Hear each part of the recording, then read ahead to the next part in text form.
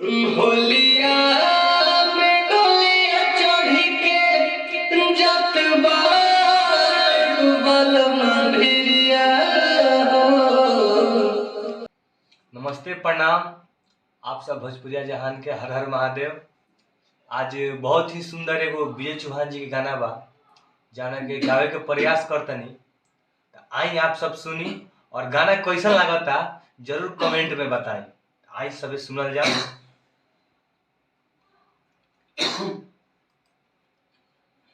होलिया में डोलिया चढ़ी के जत बलमा भिरिया हो।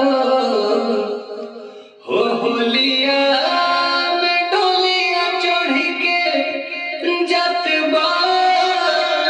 बलमा भिरिया हो। तो खोई थोड़े सा अबिरिया हो। तो कोई जानो थोड़े सा अबिरिया हो। होलिया में डोलिया चढ़ के जत बलमा भिरिया हो। होलिया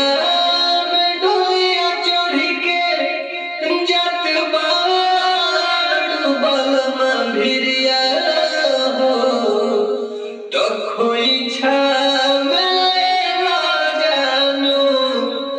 थोड़े सा बिरिया हो। खोई जानो थोड़े सा बिरिया हो। हमके याद करके घास लिहा गलिया में मन होलियो में न लागी मोर महलिया में। हमके याद करके घास लिहा गलिया में मन होलियो में न लागी मोर महलिया में। रोई हो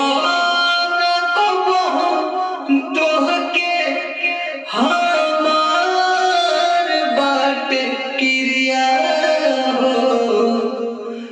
रोई हो तोहके हमार बाट क्रिया हो। खोई थोड़े सा अबिरिया हो। अरे खोई जई हो लाला का अबिरिया हो। बस चल हम कार्टून लगा ले।